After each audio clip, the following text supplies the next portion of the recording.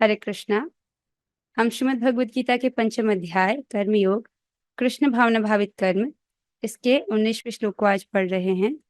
Okay, Anita नायक माता जी आपसे शुरू करते हैं।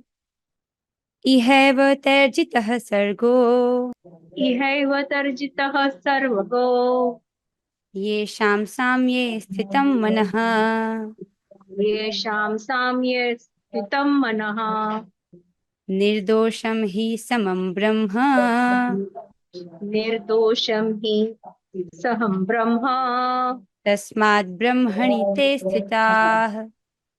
तस्मात् ब्रह्मणि स्थिता। बहुत अच्छी माता जी। नंदिनी माता जी आप गाइए। इहैव तैर्जितः सर्गो इह एव तर्जितर्सर्गो येषां साम्ये स्थितं मनः येषां साम्ये स्तत मनः येषां साम्ये स्थितं मनः येषां साम्ये स्थितं मनः निर्दोषं हि समं ब्रह्म निर्दोषं हि समं ब्रह्म तस्मात् ब्रह्मणि ते स्थिताः। तस्मात् ब्रह्मणि ते स्थितः तस्मात् ब्रह्मणि ते स्थिताः। तस्मात् ब्रह्मणि ते स्थितः। बहुत अच्छे माता जी। एम गुप्ता प्रभु जी आप गाइए। इहैव तैर्जितः सर्गो एव तर्जित सर्व येषां साम्ये स्थितं मनः येषां साम्ये स्थितं मनः निर्दोषं हि समं ब्रह्म निर्दोषं हि समं ब्रह्म तस्मात् ब्रह्मणि ते स्थिताः। तस्मात् ब्रह्मणि ते स्थिता। बहुत अच्छे प्रभु जी। इस श्लोक में श्री भगवान कह रहे हैं जिनके मन एकत्व तथा समता में स्थित हैं, उन्होंने जन्म तथा मृत्यु के बंधनों को पहले ही जीत लिया है। वे ब्रह्म के समान निर्दोष हैं और सदा ब्रह्म में ही स्थित रहते हैं। पहले ही जीत लिया का अर्थ है कि देह त्यागने से पूर्व ही साधन काल में ही वे जन्म और मृत्यु के बंधनों से मुक्त हो चुके हैं। कौन लोग? जिनके मन एकत्व तथा समता में स्थित है, जिनके मन राग द्वेष से प्रभावित नहीं होते, समभाव में स्थित रहते हैं। उन्होंने क्या कर लिया है? इसी जन्म में ही, साधन काल में ही जन्म और मृत्यु के बंधनों को पहले ही जीत लिया है। वे ब्रह्म के समान निर्दोष हैं और सदा ब्रह्म में ही स्थित रहते हैं। ब्रह्म के समान निर्दोष हैं अर्थात भगवान निर्दोष हैं क्योंकि वे किसी के भी प्रति राग अर्थात आसक्ति और घृणा वो नहीं करते। किसी भी जीव के प्रति वो आसक्ति और घृणा से रहित हैं, इसलिए वे निर्दोष हैं। और इस प्रकार से जो व्यक्ति आसक्ति और घृणा से रहित है, राग और द्वेष से रहित है, अर्थात जिसका मन हमेशा एकत्व में स्थित रहता है, वह सदा ही ब्रह्म में स्थित रहता है। आइए अब हम एक बार अन्वय देखते हैं। ये शाम, जिनका मन अर्थात मन साम्ये समत्व में स्थितम अर्थात अवस्थित है, जिनका मन समत्व में अवस्थित है। राइट। अब मन के लेवल पर क्या होता है? राग और द्वेष। ठीक है, राग द्वेष, और ये मन के लेवल पर ही द्वंद्व होता है और जगत में द्वंद्व है। राइट। किस रूप में देखते हैं हम द्वंद्व को? सुख और दुख के रूप में, लाभ और हानि के रूप में, राग और द्वेष के रूप में। और इन सब से क्या होता है? मन को ये मन जो है इससे प्रभावित हो जाता है। व्यक्ति को जब लाभ प्राप्त होता है, लाभ जब मिलता है तो खुश होता है, हानि होती है तो उसको दुख होता है। राइट। उसी प्रकार से राग और द्वेष। राग किससे? जिस चीज, जो चीज मेरे इंद्रियों को प्रिय लगे वो मुझे प्राप्त हो, उसको बोलेंगे राग। और जो मेरी इंद्रियों को कष्ट दे उससे द्वेष होना मुझे पसंद नहीं। जैसे आपको कोई प्रिय वचन बोले, अच्छे शब्द बोले, आपके बारे में अच्छा बोले, तो आपके कानों को सुनना अच्छा लगता है। अगर कोई व्यक्ति आपको अपशब्द बोले तो आपको वो सुनना अच्छा नहीं लगता। तो ये क्या है? आपकी इंद्रिय का उस पर्टिकुलर शब्दों के प्रति राग और द्वेष है कि नहीं? तो ये सब मन के धरातल पर होता है। लेकिन जिस व्यक्ति के विषय में भगवान बात कर रहे हैं, उनका मन समत्व में स्थित है। राइट। सो जिनका मन समत्व में स्थित है, उनके द्वारा इस लोक में ही संसार जीत लिया गया है। तय अर्थात उनके द्वारा, इह एव मीन्स इस लोक में ही, मीन्स मृत्यु से पहले ही, देह को त्यागने से पहले ही, सर्ग अर्थात सृष्टि संसार, जित अर्थात जीत लिया गया है, इस लोक में ही उनके द्वारा संसार जीत लिया गया है। क्यों? ही अर्थात क्योंकि, ब्रह्म निर्दोषम, ब्रह्म दोष रहित, समम अर्थात समभाव युक्त है, जिस प्रकार जो ब्रह्म है वो दोष रहित है, समभाव युक्त है, राइट। तस्मात् अतः, ते ब्रह्मणि स्थिताः, वे ब्रह्म में अवस्थित रहते हैं। जैसे ब्रह्म किसी के भी प्रति आसक्ति और घृणा से रहित है, अर्थात भगवान किसी के भी प्रति आसक्ति और घृणा से रहित हैं। आपने पढ़ा ना, परमात्मा के रूप में भगवान हर किसी के शरीर में रहते हैं, चाहे वो ब्राह्मण का शरीर हो या चांडाल का शरीर हो, राइट। भगवान सभी जीवों के प्रति सम है, समान रूप से उन पर दया करते हैं और सभी के हृदय में परमात्मा स्वरूप में अवस्थित रहते हैं, और वे हर जीव के क्या हैं? परम प्रिय मित्र हैं। ठीक है, तो इस प्रकार से जो ब्रह्म है वो निर्दोष है, किसी के प्रति आसक्ति और घृणा से रहित है। तो फिर कहते हैं कि इस तो जो ऐसा व्यक्ति है, अतः वे भी ब्रह्म में ही अवस्थित रहता है।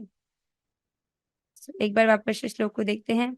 इहैव तैर्जितः सर्गो, इहैव मीन्स इस जीवन में ही, इस लोक में ही, अर्थात साधन काल में ही, जब वो भजन कर रहा है, अभी उसने देह त्याग नहीं किया है, इसी लोक में ही तैर्जितः, उसने उनके द्वारा जीत लिया गया है। क्या जीत लिया गया है? सर्ग अर्थात संसार, राइट। ये किन के द्वारा जीत लिया गया है? येषाम साम्ये स्थितम मनः, जिनका जो मन है वो समता में स्थिर रहता है, ये जगत के द्वंद्वों से प्रभावित नहीं होता, राग द्वेष सुख दुख लाभ हानि से प्रभावित नहीं होता, राइट। और हमारे लिए भक्तों के लिए समता में स्थित होने का क्या अर्थ है, इसको आप समझिए। पहला तो द्वंद्व, जैसे जिस जगत में हमको द्वंद्व मिलता है, दुख सुख लाभ हानि मिलता है, चाहे कैसा भी द्वंद्व हो, उसका इम्पैक्ट अपने भजन पर मत पड़ने दीजिए, राइट। चाहे दुख हो, अर्थात घर में किसी की मृत्यु हो जाए, उस दिन भी अपना माला कीजिए, राइट। और चाहे सुख हो, किसी की शादी हो रही है अपने घर में ही, उस दिन भी आप अपना माला कीजिए, राइट। चाहे जैसी भी परिस्थिति हो, जो आपका भजन है, जो आपकी साधना है, उस पे कॉम्प्रोमाइज नहीं करना है, उसको फर्क नहीं पड़ना चाहिए, वो फिक्स्ड रहनी चाहिए, चाहे कैसा भी मौसम हो। ठीक है, एक तो इसका अर्थ ये समझ रहे हैं, आप भजन की दृष्टि से देख रहे हैं। दूसरा, इसको सम देखिए कि जिन्होंने एक बार भी कृष्ण बोल दिया है, एक बार भी भगवान का नाम ले लिया है, राइट, तो क्या होता है? एक कृष्ण नाम से सारे पाप नष्ट हो जाते हैं। ठीक है, तो हम हरे कृष्ण, आप तो हरे कृष्ण महामंत्र का जप करते हैं, राइट, तो आप समझ रहे हैं कि हमारे जितने भी पूर्व कर्म है वो सब ध्वस्त हो चुके हैं, सब भस्म हो चुके हैं, राइट। अब कौन से कर्म, और जो आगे के जो कर्म थे, जो अप्रारब्ध जो कर्म थे, वो भी नष्ट हो गए हैं। कौन से कर्म बचे हैं? ये जो प्रारब्ध कर्म जो हमको इस शरीर में भोगने, वो भगवान ने छोड़े हैं। क्यों? राइट, ताकि जो व्यक्ति है वो भगवान की भक्ति का प्रचार कर सके। देखिए, ये जो शरीर है ये भी तो प्रारब्ध कर्म है, अगर सारा प्रारब्ध नष्ट कर लेंगे तो ये शरीर भी नष्ट हो जाएगा। आप इस पॉइंट को समझते हैं, राइट? हमने इसको डिस्कस किया था। हमारा जो शरीर है ये भी तो हमारे प्रारब्ध कर्म से है कि नहीं है? हमने पिछले जन्मों में जो भौतिक कार्य किए थे, फलस्वरूप हमको एक भौतिक शरीर मिला है। सारा प्रारब्ध नष्ट होगा तो ये शरीर भी नष्ट हो जाएगा, लेकिन भगवान कुछ प्रारब्ध रखते हैं, राइट। तो अब तो भक्त समझता है कि जीवन में जो भी सुख और दुख आ रहा है वो तो उसका प्रारब्ध है और उसको भोगना ही है। लेकिन आप ये भी समझते हो कि जब व्यक्ति भक्ति करता है तो उसका प्रारब्ध कर्म कमजोर होता है, अर्थात जो दुख बहुत बड़ा होकर आने वाला था वो बहुत कम होकर आता है भक्ति के प्रभाव से। ठीक है, और आप ये भी जानते हो कि भगवान भक्त की पूरा ध्यान रखते हैं, तो जो भी जीवन में सुख और दुख आ रहा है, राइट, वो कर्म भगवान ने छोड़ दिए प्रारब्ध में जो हमारे लिए अच्छा है, राइट, जिससे हमारी भक्ति में तीव्रता हो, प्रगति हो। तो जब सुख आ रहा है तो उसको तो भक्त भगवान की कृपा मानता ही है, लेकिन जब दुख आ रहा है उसको भी भक्त भगवान की कृपा ही मानता है। वो सोचता है कि मेरे प्रारब्ध के अनुसार तो मुझको बहुत बड़ा भोगना था, ये तो ठाकुर जी की कृपा है कि बहुत कम करके मुझको मिल रहा है। ये सिर्फ मान्यता नहीं है, वास्तव में ऐसा ही होता है। आप समझ रहे हैं? तो चाहे सुख आ रहा हो चाहे दुख आ रहा हो, दोनों को ही भक्त भगवान की कृपा के रूप में ही देखता है। तो ये एक तरह का समस्थित हुआ कि नहीं, राइट। सो येषाम साम्ये स्थितम, जिसका मन इस प्रकार से सम हो गया, स्थित हो गया है, निर्दोषम ही समम ब्रह्म, वो ब्रह्म के समान निर्दोष है। जिस प्रकार से भगवान किसी के प्रति आसक्ति और घृणा, राग द्वेष से रहित रहते हैं, उसी प्रकार से तो फिर कहते हैं तस्मात् ब्रह्मणि ते स्थिता, वो भी उसी प्रकार से ब्रह्म में स्थित रहता है। आइए अब हम तात्पर्य पढ़ेंगे, आपको यही श्लोक और स्पष्ट होगा। प्रभुपाद जी ने बहुत सुंदर तात्पर्य लिखा है। अनुवाद और तात्पर्य कृष्ण कृपा मूर्ति श्री श्रीमद एसी भक्ति वेदांत स्वामी प्रभुपाद द्वारा। प्रभुपाद जी श्लोक में कहते हैं, जैसा कि ऊपर कहा गया है, मानसिक समता आत्म साक्षात्कार का लक्षण है। ऊपर अर्थात अभी पिछले श्लोक की बात कर रहे हैं प्रभुपाद जी। पिछले श्लोक में आपने क्या पढ़ा कि जो वास्तविक पंडित है वो क्या देख रहा है, एक ब्राह्मण गाय, हाथी और चांडाल, इनको समदृष्टि से देखता है। क्यों? क्योंकि उसके लिए जो भौतिक स्तर पर जो भेद है, शरीरगत भेद है, वो अर्थहीन है। तो वो क्या देख रहा है? वो देख रहा है कि सभी के भीतर एक परमात्मा अवस्थित है। इस प्रकार से सबके लिए वो समदर्शी है। तो वहां से प्रभुपाद जी कनेक्ट कर रहे हैं कि जैसा कि ऊपर कहा गया है, मानसिक समता किसका लक्षण है? आत्म साक्षात्कार का लक्षण है। जो व्यक्ति समझ रहा है कि मैं ये शरीर नहीं हूं, मैं आत्मा हूँ, राइट? जो व्यक्ति समझ रहा है कि मैं शरीर नहीं हूं, मैं आत्मा हूँ, उसी प्रकार से भी वह दूसरों को भी वैसे ही दिखेगा, राइट? तो उसके लिए शरीरगत भेद जो है वो अर्थहीन है। जिन्होंने ऐसी अवस्था प्राप्त कर ली है, उन्हें भौतिक बंधनों पर, विशेषतया जन्म तथा मृत्यु पर विजय प्राप्त किए हुए मानना चाहिए। बहुत सुंदर है। जिस व्यक्ति ने मानसिक समता का स्तर प्राप्त कर लिया है, जो व्यक्ति इस अवस्था को प्राप्त हो गया, कौन सी अवस्था को? मानसिक समता को। चाहे राग हो, चाहे द्वेष हो, चाहे जीवन में सुख हो, चाहे दुख हो, राइट? कैसी भी अवस्था हो, राइट? वो उसका मन समता को प्राप्त कर लिया है। तो ऐसा व्यक्ति क्या है? उन्हें भौतिक बंधनों पर, विशेषतया जन्म तथा मृत्यु पर विजय प्राप्त किए हुए मानना चाहिए। तो उसने भौतिक बंधनों पर विजय प्राप्त कर ली है, जन्म और मृत्यु पर विजय प्राप्त कर ली है साधन काल में ही, शरीर त्यागने से पूर्व ही। ठीक है। जब तक मनुष्य शरीर को आत्म स्वरूप मानता है, वह बद्ध जीव माना जाता है। ये बहुत महत्वपूर्ण है। तो हम कब तक बद्ध जीव हैं? जब तक ये शरीर है तब तक नहीं, जब तक देहात्मक बुद्धि है तब तक। जब तक मनुष्य अपने आप को शरीर समझता है, तब तक उसको हम बद्ध जीव कहते हैं, राइट? तो बद्ध जीव से मुक्त जीव बनने के लिए शरीर त्यागने की आवश्यकता नहीं है, बस देहात्मक बुद्धि त्यागने की आवश्यकता है, राइट? अब खुद को शरीर समझने का अर्थ क्या है? शरीर समझने का अर्थ है कि शरीर वाले कार्यों में ही अपने पूरे जीवन को लगा देना, आहार निद्रा आदि में ही, राइट? एक भौतिकतावादी व्यक्ति को अगर हम दूर से देखें तो वो लोग क्या कर रहे हैं? सब अर्थहीन कार्य, सिर्फ शरीर के मेंटेनेंस में ही और इंद्रिय तृप्ति में ही अपना पूरा जीवन वेस्ट कर देते हैं। तो वैसा नहीं, वो कैसा एक बद्ध जीव का जीवन है, वैसा नहीं। जब व्यक्ति अपने आप को शरीर मानता है तो वो शरीर की और इंद्रियों की मांगों को पूरा करने के पीछे भागता है, राइट? आंख कहती है मुझको ये अच्छा लगता है, चलो ये वाली पिक्चर देखते हैं। कान कहते हैं मुझे ये सुनना अच्छा लगता है, चाहे वो करते हैं। इस प्रकार से इंद्रियों की डिमांड्स को ही पूरा करने में वो लगा रहता है। और इसको थोड़ा एक्सटेंड कीजिए परिवार के लेवल पर, राइट? पहले वो अपना, उसके बाद वो परिवार का, राइट, सोचता है। और सबकी पहचान शरीर से ही कर रहा है तो उसी प्रकार से उनका लालन पालन कर रहा है। लेकिन जब व्यक्ति इससे ऊपर उठता है, अर्थात अपने आप को शरीर नहीं आत्मा समझता है, तब वो आत्मा वाले कार्य करता है। अब आत्मा वाले कार्य क्या है? आत्मा के रूप में हम हैं कौन? आत्मा कौन है? ममेवांशो जीवलोके जीवभूत सनातन। भगवान कहते हैं कि आत्मा मेरा अंश है, सारे जीव मेरे अंश हैं, राइट? तो हम किसके हैं? भगवान के हैं, भगवान के नित्य सेवक हैं।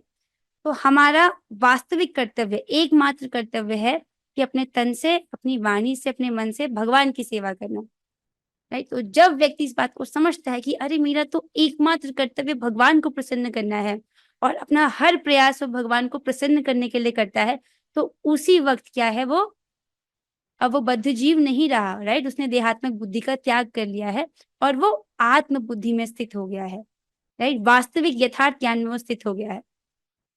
फिर कहते हैं, किंतु ज्यों ही वह आत्म साक्षात्कार द्वारा समचित्ता की अवस्था को प्राप्त कर लेता है, वह बद्ध जीवन से मुक्त हो जाता है। राइट। उसको आत्म साक्षात्कार होता है कि वो ये शरीर नहीं है, आत्मा है, भगवान का सेवक है। और फिर उसे जब वो समझता है अपनी वास्तविक पहचान, तो उसके कार्य भी तो अलग होंगे। शरीर के लेवल पर व्यक्ति क्या कार्य करता है? अपने शरीर के पोषण के लिए, अपने परिवार के शरीर के पोषण के लिए, राइट। और एक्सटेंड कर लो समाज के शरीर के पोषण के लिए, और एक्सटेंड कर लो देश के शरीर के पोषण के लिए। उसकी बुद्धि कहाँ तक है? शरीर तक ही है, राइट। ये एक पाश्विक सभ्यता है जिसमें शरीर का लाभ देखा जाता है, लेकिन मानव सभ्यता अर्थात आत्मा का लाभ, राइट। आगे देख चलते हैं। दूसरे शब्दों में उसे इस भौतिक जगत में जन्म नहीं लेना पड़ता, अपितु अपनी मृत्यु के बाद वह आध्यात्मिक लोक को जाता है।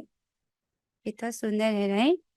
मृत्यु तो सबको आने वाली है। देखिए इस पृथ्वी पर ही कितने सारे मनुष्य हैं, हम सभी को मृत्यु आएगी, राइट।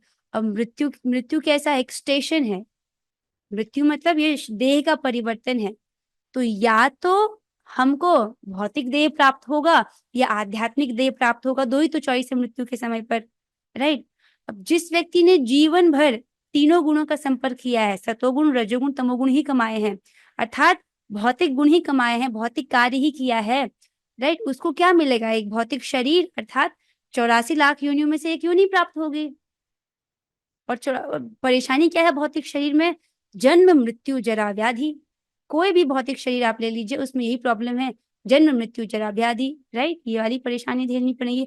और आध्यात्मिक शरीर मिल जाए तो उसमें ये दिक्कत नहीं है, कभी ना कभी मृत्यु, ना कोई बुढ़ापा, ना कोई बीमारी, हमेशा हमेशा के लिए भगवान के साथ उनके धाम में रहना, उनकी सेवा का सुख प्राप्त करना।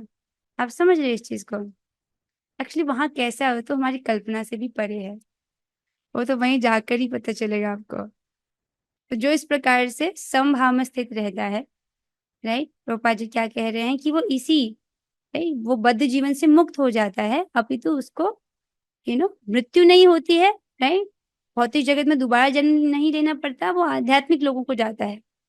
इसको समझिए ना, अगर कोई व्यक्ति भौतिक जीवन में अपना बेस्ट भी कर ले, आप समझ रहे हैं, अगर हम मटेरियल लाइफ में अपना बेस्ट भी कर ले, मटेरियल लाइफ में बेस्ट का मतलब क्या होगा? बहुत अच्छे से अच्छा खाना है, सब प्रकार का ऐशो आराम है, खूब पैसा है, बैंक बैलेंस है, ठीक है, एक व्यक्ति ने ऐसा किया, चलो, तो पूरा जीवन भर उसने पूरे ऐशो आराम की जिंदगी जी, तो क्या परिणाम होगा मृत्यु के समय? मृत्यु आएगी, सबको आनी है, वो तो फिक्स है। उसके बाद क्या? एक भौतिक शरीर, फिर से जन्म मृत्यु जरा व्याधि, फिर से माँ के गर्भ में जाना पड़ेगा, वो 9 महीने की यातना सहनी पड़ेगी।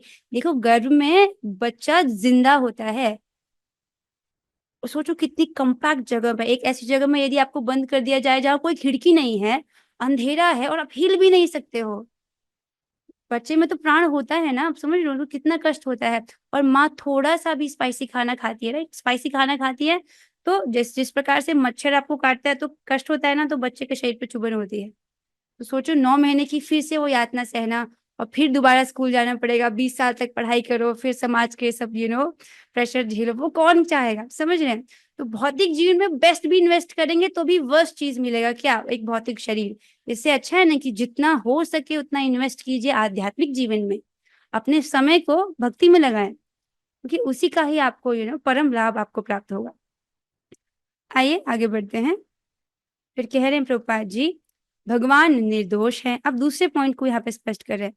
अभी तक आपने सुना ये वाला, पहली 2 लाइंस को आप सुन रहे थे यहाँ तक, इह वतर्जित सर्गो ये शाम साम्य स्थित मन, अर्थात उस व्यक्ति ने इसी जीवन में स्वर्ग को, संसार को जीत लिया है, क्योंकि उसका जो मन है वो साम्य अवस्था में स्थित है। अब प्रभुपाद जी नीचे के 2 लाइन को समझा रहे हैं कि निर्दोषम ही समम ब्रह्म, कि वो ब्रह्म के समान निर्दोष है। तो पहले समझाएंगे कि भगवान निर्दोष क्यों है और इस प्रकार से वो किस प्रकार ब्रह्म में ही स्थित रहता है। तो आखिरी 2 लाइन प्रभुपाद जी समझा रहे हैं। वे कहते हैं कि प्रभुपाद जी बोल रहे हैं, भगवान निर्दोष हैं क्योंकि वे आसक्ति अथवा घृणा से रहित हैं, राइट। भगवान राग और द्वेष, आसक्ति और घृणा से रहित है। कई बार भक्तों को लगता है कि कई बार व्यक्ति ऐसे सोच सकता है कि अब तो मैंने बहुत गलत कर दिया, भगवान मुझको नहीं स्वीकार करेंगे, राइट। लेकिन भगवान तो किसी भी जीव से घृणा नहीं करते, चाहे वो कैसा भी जीव हो, घोर से घोर तमोगुणी जीव क्यों ना हो, राइट। उसको दूसरे का मांस खाने में आनंद आता हो, उससे भी भगवान घृणा नहीं करते, वो किसी भी जीव से घृणा नहीं करते। आपने समझा ना कि वो ब्राह्मण, हाथी, गाय, ब्राह्मण, गाय, हाथी और चांडाल, सभी के हृदय में तो भगवान परमात्मा रूप में स्थित है ना। और भगवान क्या है? सभी जीवों के परम मित्र हैं। तो किसी से भी भगवान घृणा नहीं करते, ना किसी से आसक्ति करते हैं। सो इसी प्रकार जब जीव आसक्ति अथवा घृणा से रहित होता है, राइट, तो वह भी निर्दोष बन जाता है। ये बहुत सुंदर पॉइंट है, ये एक भक्त का दिव्य गुण है। भगवान इसको अध्याय 12 में बोलेंगे। ये पहला गुण है जो एक शुद्ध भक्त में है, जिसको भगवान बताते हैं, अद्वेष्टा सर्वभूतानाम, राइट, किसी भी जीव से द्वेष नहीं करना। सो घृणा तो किसी से भी नहीं करनी और आसक्ति भी नहीं करनी। आसक्ति किससे करनी है? एकमात्र भगवान से, उन्हीं से हमारा संबंध है। जैसे जैसे हम भक्ति करते हैं, राइट, श्रद्धा, जैसे भक्ति के 9 स्तर हैं, श्रद्धा, साधु संग, भजन क्रिया, अनर्थ निवृत्ति। उसके बाद क्या आता है? निष्ठा। निष्ठा मीन्स जब आप रोज भजन करने लगे हो, चाहे कुछ हो जाए, गीता क्लास नहीं मिस हो रही है, चाहे कुछ हो जाए, आपका माला मिस नहीं हो रहा है, चाहे कुछ हो जाए, आप प्रसाद के नियम को भंग नहीं करो कि आप केवल प्रसाद ही खा रहे हो, मतलब प्रसाद ही खा रहे हो। निष्ठा, राइट। उसपे भी 3 लेवल की, शारीरिक निष्ठा, वाचिक निष्ठा, मानसिक निष्ठा। उसके बाद रुचि, जब हम निष्ठा के स्टेज को क्रॉस करते हैं तो रुचि, तो आपको स्वाभाविक रूप से भक्ति के कार्य में बहुत रुचि आने लगती है। फिर आसक्ति, आसक्ति के स्टेज में आपके भगवान से आसक्त हो जाते हैं। जिस प्रकार से इस जगत में एक माता अपने पुत्र से बहुत आसक्त रहती है, राइट, उसको उनको लगता है कि स्वाभाविक रूप से ये तो मेरा ही पुत्र है, मैं नहीं खिलाऊंगी तो कौन खिलाएगा। उसी प्रकार से आसक्ति के स्तर पर हम भगवान से आसक्त हो जाते हैं कि यही मेरे है, राइट। सो आसक्ति तो किसी से करनी नहीं और घृणा भी नहीं करनी है, इसको भगवान बोलते हैं, क्योंकि हर जीव के प्रति, हम किसी भी जीव के प्रति द्वेष नहीं करना। अगर हम किसी भी जीव के प्रति द्वेष कर रहे हैं तो हमारा जो टिकट है ऊपर जाने वाला, राइट, वो अभी वेटिंग पीरियड में है, राइट। अब इसमें घबराने की जरूरत नहीं है। जैसे जैसे भक्ति करता है व्यक्ति, उसकी चेतना का स्तर ऊपर उठता है, उसका हृदय और पवित्र होता है, तो ये चीज अपने आप हो जाती है। इसको अलग से प्रयास करने की जरूरत नहीं पड़ती है। जैसे जैसे हृदय का शुद्धिकरण होता है, ये चीज अपने आप महसूस करते हैं। सो अद्वेष्टा सर्वभूतानाम, किसी भी जीव से द्वेष नहीं करना। द्वेष मतलब उसका बुरा, इसका बुरा हो जाए, इस भावना को द्वेष कहते हैं। किसी का बुरा हो जाए ऐसी भावना नहीं करना। आप इसको समझिए। देखो, कर्म हम 4 प्रकार से करते हैं, राइट। एक तो हम अपनी अपनी इंद्रियों के द्वारा करते हैं, राइट, अपनी इंद्रियों के द्वारा, अपने शरीर के द्वारा कर्म किया। एक तो वाणी के द्वारा, जैसे मैं बोल रही हूँ अभी, वाणी के द्वारा कर्म है कि नहीं है। और एक है मन के द्वारा, आप मन में क्या सोच रहे हो, वो भी एक कर्म है। देखो, भगवान कहते हैं, ध्यायतो विषयान पुंसः संगास्तेषु प्रजायते। मन में ध्यान करने से विषयों के प्रति आसक्ति होती है। तो मन में ध्यान करना, राइट, पहला चीज तो भगवान ने मन से शुरू किया ना।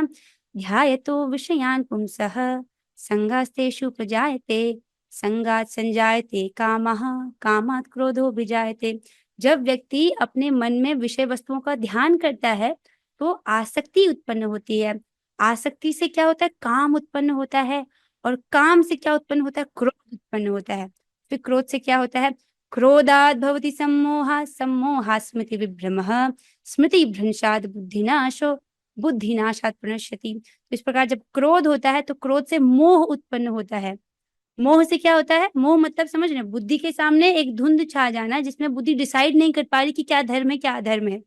तो उसमें क्या चांसेस है कि व्यक्ति अधर्म वाले कार्य ही करेगा, राइट। तो बुद्धि के सामने मोह छा जाती है तो स्मृति भ्रमित हो जाती है।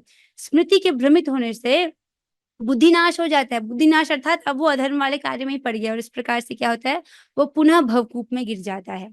शुरुआत कहाँ से हुई? मन से ना, विषयों का मन में ध्यान करने से। उसी स्तर पर भगवान रोकने को कह रहे हैं, राइट। और मन तो कैसा है? हमारा शत्रु है ना। अगर नियंत्रण में है मन तो हमारा मित्र है, नियंत्रण में नहीं है तो हमारा शत्रु है। तो शत्रु की कोई बात क्यों मानेगा? शत्रु की बात नहीं मानने का। और आचार्य क्या कहते हैं? मन को कैसे मनाते हैं? इसको प्रलोभन देकर नहीं, ये कभी शांत नहीं होता। इसको 2 झाड़ू और 2 जूते मार के, आप समझ रहे हो इसका मतलब? इसको बलात् इसको कंट्रोल करना पड़ता है। जैसे जो बच्चे, जिद्दी बच्चे होते हैं, जिनको स्कूल नहीं जाना होता, तो मम्मी उसको जबरदस्ती भेजती है कि नहीं स्कूल जाओ तो जाओ, तो थप्पड़ लगाना पड़े तो भी स्कूल भेजती है कि नहीं? क्योंकि मम्मी जानती कि ये बच्चे के लिए श्रेय है। उसी प्रकार से जब बुद्धि रूपी मम्मी बुद्धिमान होगी, अर्थात कैसे? शास्त्र सुन करके जो बुद्धि है वो शक्तिशाली होती है, पोषित होती है, तब वो जिद्दी मन रूपी बच्चे को कंट्रोल कर पाती है। समझ रहे? आई होप आपको समझ आ रहा होगा कि इस प्रकार जब जीव आसक्ति अथवा घृणा से रहित होता है, अर्थात ये आसक्ति और घृणा कौन से लेवल पर है? मन के लेवल पर ही तो है, राइट? सो किसी से भी घृणा नहीं करना और आसक्ति तो केवल भगवान से करना। तो ये स्वाभाविक हो जाता है जैसे जैसे हम जप करते हैं, जैसे जैसे भक्ति करते हैं, तो वह भी निर्दोष बन जाता है। इसी प्रकार जब जीव आसक्ति अथवा घृणा से रहित होता है तो वो भी निर्दोष बन जाता है और वैकुंठ जाने का अधिकारी हो जाता है। वाह, इसके बारे में क्या ख्याल है? वैकुंठ जाने का अधिकारी हो जाता है। मुझे लग रहा है कि हाँ, इसका कनेक्ट है भगवद गीता के 11वें अध्याय का 55वां श्लोक। मत कर्म कृत मत परमो मद भक्त संग वर्जित निर्वैर सर्वभूतेषु यह समामेति पांडव। तो भगवान इस श्लोक में 5 बातें बोलते हैं। जो व्यक्ति इन 5 बातों को ग्रहण करता है वो भगवान को निश्चित रूप से प्राप्त करता है। क्या? पहला क्या है? मत कर्म कृत, मेरे लिए कर्म करो। भगवान कहते हैं कि तुम मेरे लिए कर्म करो। देखो, मनुष्य रूप में ये हमारी स्वाभाविक प्रवृत्ति होती है कि हमको कर्म करना अच्छा लगता है और बिना कर्म के तो शरीर निर्वहन भी नहीं हो सकता।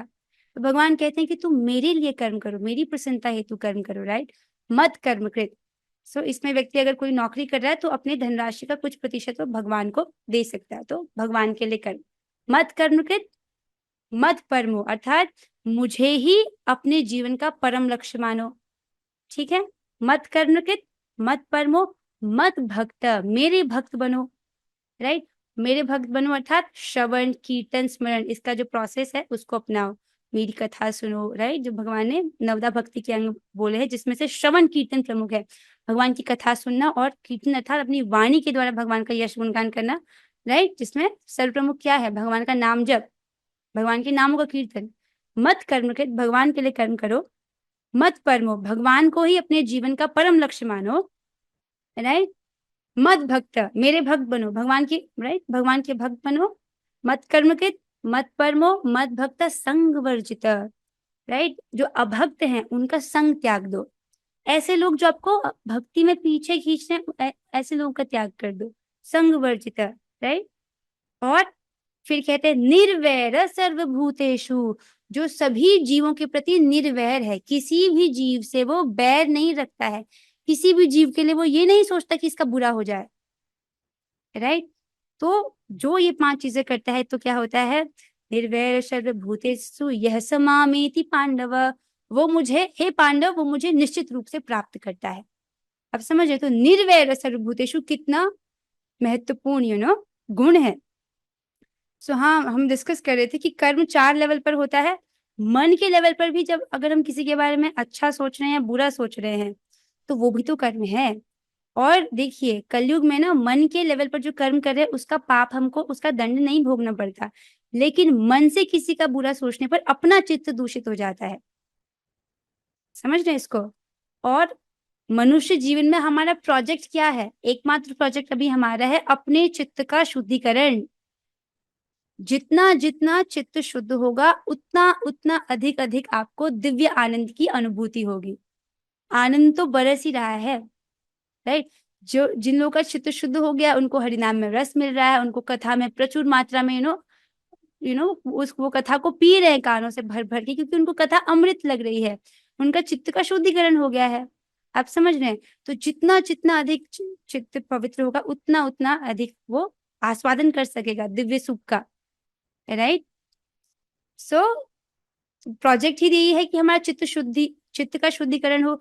तो कोई ऐसा कार्य क्यों किया जाए जिससे हमारा चित्त अशुद्ध हो? अर्थात किसी से द्वेष करेंगे, इससे तो हमारा चित्त दूषित होगा ना। वो उसका उसका कुछ हो, वो तो उसको, जो भी सामने वाले के साथ तो वही होगा ना जो उसके प्रारब्ध कर्म में है, हमारे सोचने से थोड़ी कुछ होगा, इससे हमारा कर्म खराब होगा। तो व्यक्ति ऐसा नहीं करता है, राइट? बुद्धिमान व्यक्ति समझता है कि कोई व्यक्ति अगर आपके साथ बुरा व्यवहार भी कर रहा है तो व्यक्ति समझ रहा है कि ये मेरा ही प्रारब्ध कर्म है, अर्थात मैंने पहले कुछ किया था जो मेरे पास वापस आ रहा है, वो मेरा प्रारब्ध कर्म है। और प्रारब्ध कर्म तो व्यक्ति को भोगना ही होता है, इसलिए उसको वो सहन कर लेता है, राइट? और चाहे जैसा भी द्वंद्व हो, व्यक्ति भक्ति करता है।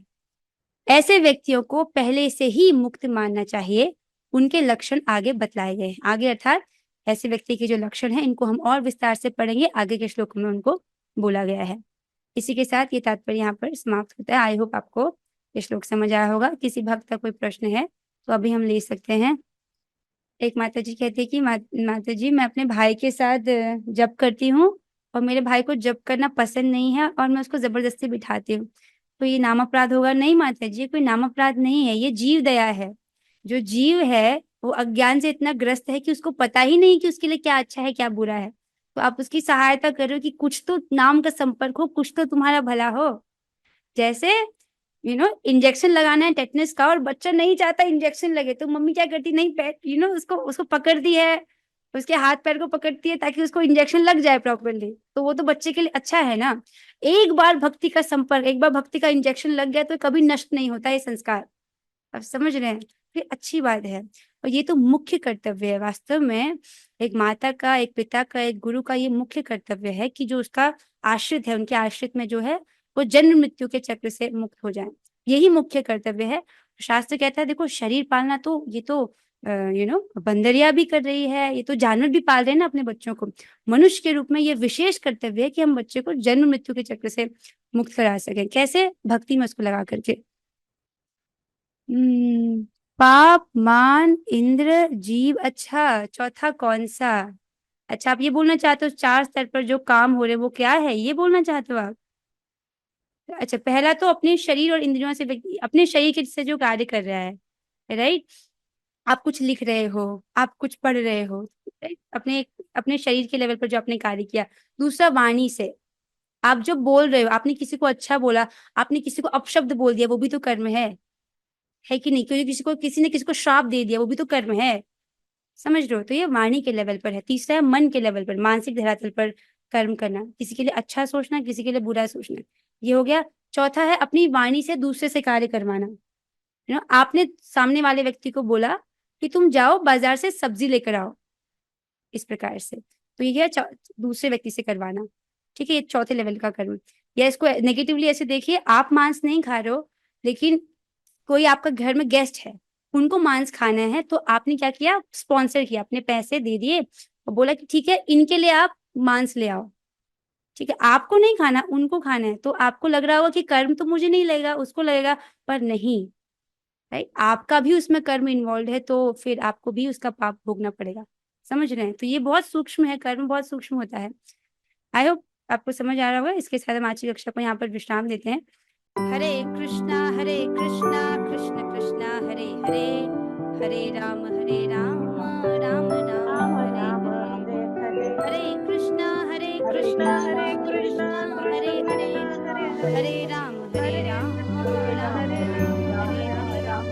हरे, हरे कृष्णा कृष्ण कृष्ण हरे हरे, हरे राम राम हरे हरे।